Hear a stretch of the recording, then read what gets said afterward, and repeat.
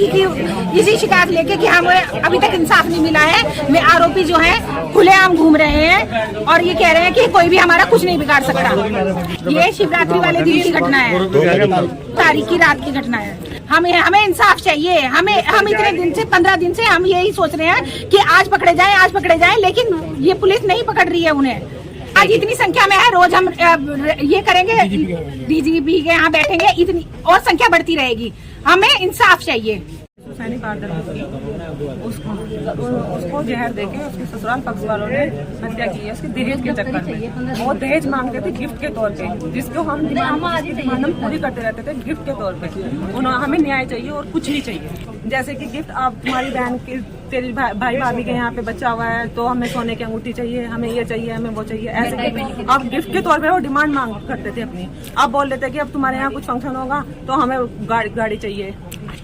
ये अभी चल रहा था 2-3 महीने से ज्यादा। अब तक कितनी बार उनकी डिमांड पसंद करने लगे थे।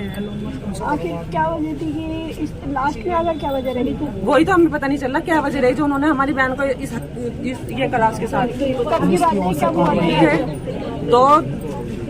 2 अगस्त की बात है। शिवरात्रि वाले दिन रात को फोन आया करते उनके यहाँ से 1:30 बजे की, उसने कुछ खा लिया। आशा की गई है कि वो पीड़िता के मृत्यु से पूर्व यदि किसी तरह के उसके ससुराली जनों के द्वारा उत्पीड़न किए जाने के संबंध में उनके पास कोई अगर रेलेवेंट डॉक्यूमेंट है, डिजिटल डॉक्यूमेंट है या कोई किसी तरह की रिकॉर्डिंग है, कॉल रिकॉर्डिंग या वॉइस रिकॉर्डिंग, कुछ भी हो, वो उपलब्ध कराएं विवेचक को।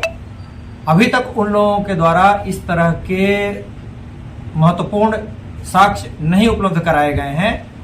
तो ये अपेक्षा इसीलिए सभी से की गई पब्लिकली कि बिना महत्वपूर्ण साक्ष्यों के विवेचना में अग्रिम कार्रवाई किया जाना आसान नहीं होता।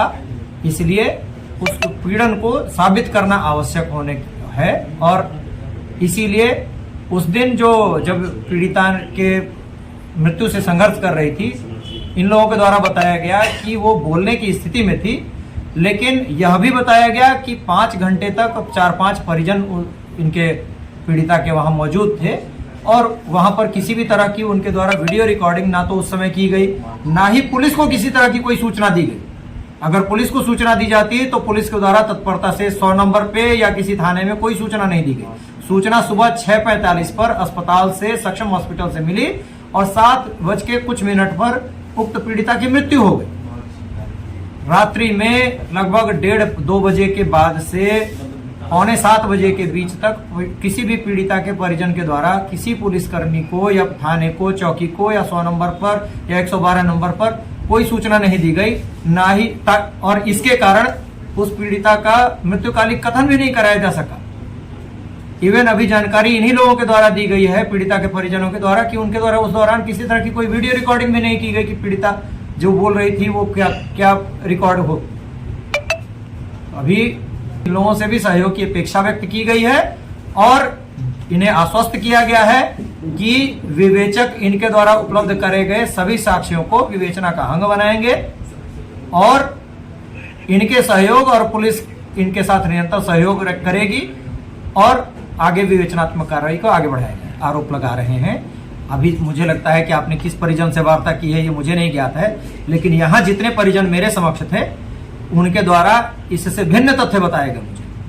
आपने किससे बात की है और किस परिजन के द्वारा ऐसा कहा गया है ये मुझे ज्ञात नहीं है। की थी तो जिन्होंने कहा है उनके बयान अंकित कर लिए जाएंगे।